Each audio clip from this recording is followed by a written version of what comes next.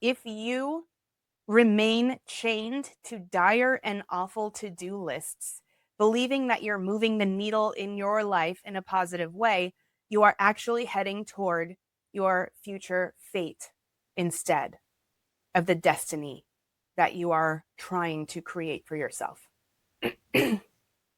Welcome to the weekly Spirit Guide Report. If you are new here, each weekly Spirit Guide Report is created through a structured spirit communication process that I have honed to shape this week ahead. Let's go. Something new that they offered at the very beginning this week was this image of kind of a heavy surrounding good swirling energy that is very nutritious. And I believe that this energy is coming directly from the holidays, all of the religious holidays that have been being celebrated this past week. It's really commingling and bringing this depth of a spiritual weighted blanket, so to speak. And so they want us to go forward into this week knowing that we are being held divinely, and this is all a loving embrace of the collective energies of this world coming together all at once. And it is a very beautiful feeling, a very grounding, a very nutritious feeling. The first place that we are going is the pressure point of this week. And what they are showing me is the universe. This universe is expansive. And if you've really taken a look at just how big the universe is and just how immense one galaxy is to the next, or even one planet is to the next, you'll understand where I'm coming from with the expansiveness of unlimited possibility. And if you did your homework, they're saying if you did your homework from last week and you are facing this unlimited expansiveness in front of you, this unlimited opportunity in front of you can feel too expansive to the unacquainted. It can feel overwhelming at times. Yet they're not asking you to focus on the expansiveness of this unlimited opportunity. They want you just to float in the possibility. Recognize that quantum intelligence that is all around us is informing not only all of the cells and atoms and mini particles in your body and in your energy system, but everything else too. In fact, every particle ever created in the entire universe and is still being created as the universe expands is informing every other particle ever created as well. This is what quantum intelligence is doing and is coming to teach us right now. We have no authority on how all of these particles are informing each other and moving constantly around each other. And since we have no authority over their communication, we can't actually do anything to change anything. It's being done for us if we let it. So sit back. They're asking you to sit back and watch and float in your space chair. They're saying grab a chair and sit on it while you're floating around in this unlimited possibility that is this expanding space, and have a snack while you are carried along on the correct current of your destiny. If you remain chained to dire and awful to-do lists, believing that you're moving the needle in your life in a positive way, you are actually heading toward your future fate instead of the destiny that you are trying to create for yourself. So next we head into the patterning. And the patterning isn't necessarily specific patterning for your life. It is more of images that I am being shown, and we can shape those images into the information that we need to extract for our week. So they have me walking down a hallway, and this changes as the vision goes a little bit. In the first part of the hallway they're having me walk down, I'm sure you guys have seen this. It's a very popular, maybe it's YouTube or somewhere on social media. It is, I think, two guys or a group of people who are out in the wilderness, out in the jungle, and they build houses out of sticks. They dig out the foundation and they put sticks up, and then they put mud on the walls and they make houses. And it's really fun to watch if you have half an hour to 45 minutes. They have me walking down a hallway that is basically made of sticks. And then they have me advancing through this hallway, and it is no longer the jungle house, but it is now an ancient city. And I'm walking through the hallway of an ancient city. Now, each of these are structures that are built with mud walls. It was the brown mud wall over the stick structure. And then we are going into this ancient city that is the it was a pink, light brown mud wall, but it was stories big, and there were gardens and water and just beauty everywhere. And you know that this place had been there for centuries and was built to be there for centuries going forward, right? So they offer this to me, and then they gave me 2 words.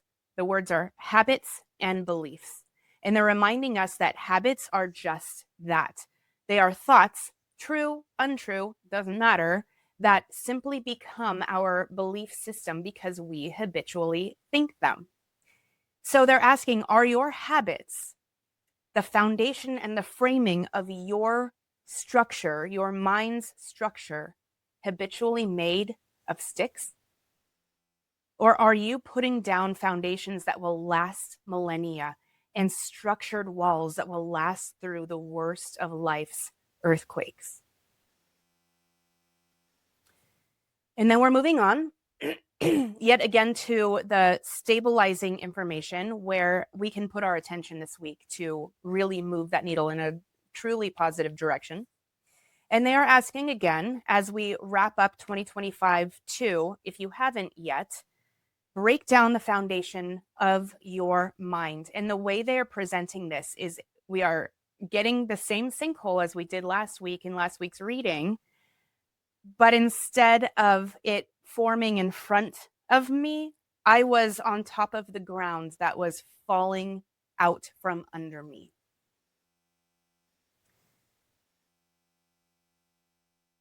So what they're offering, it's not a terrifying or scary situation. What they are saying here is offer your sticks to that sinkhole.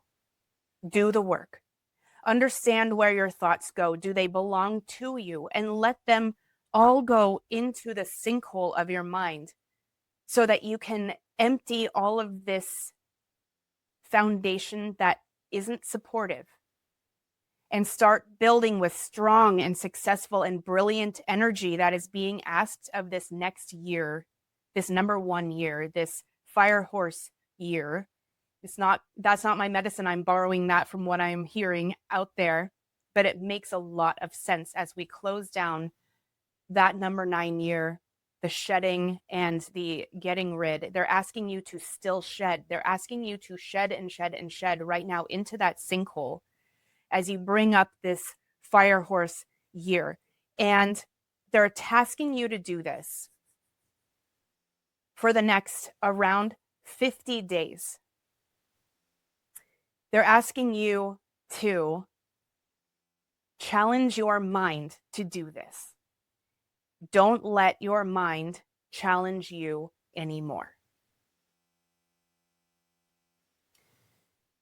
And then as we turn into the energy that they're offering us this week, they're reminding us, as always, if we can't figure out how to do this, as our to-do lists face us at home and in work and in school, that yes, I guess some of it must be done, yet they're reminding us that none of it has to be done. They're reminding us that we will survive not doing the mundane tasks that we have habitualized. They're not saying don't do them. They're just saying, let's gently remind ourselves that we can throw away our to-do list and tomorrow will still happen. They're asking us to meditate during active times while we're, say, working out, taking a walk, folding our laundry, doing the dishes. They're asking us to unplug from other things, unplug from our social media, unplug from those audible books, unplug from the music, unplug and remain in yourself. and meditate on what we may have taken as a dualistic idea, what we're resisting in life that is causing us any suffering or discomfort at all. And the opposite side, what brings you joy? They're asking you to remember that the universal law is not of dualism, but polarity. And these two extremes are simply put on the exact same energetic current, one that feeds the other. In simple terms, what joy? They're asking you to find the joy. Even what your mind or your expectations or your fears or your past experiences would be telling you are impossible, the joys that might be impossible, what joys would make your resistance or suffering completely invalid in this moment? They're asking you to choose the very first tiny steps toward the joy that would erase the resistance and the pain that is giving you any kind of suffering right now. If you're not feeling joy, you're feeling something that is being caused by resistance. So they're asking, take a tiny step and just see what happens. Sit in your space chair and watch what happens. It could be as simple as a thought change. Catch your mind in the act of when it's challenging you to feel bad. And instead, you challenge your mind to feel the joy and start experiencing the polar, they're calling it a polar Mobius strip of your life and your beliefs. And always, if you're familiar with the Mobius strip, it has no beginning, it has no end, it only has one side. And that side is always the light side, if you choose it to be, no matter how life twists to your destiny and no longer is twisting toward your fate. So, with that, 2025 comes to a close. Happy New Year, and I will see you next time.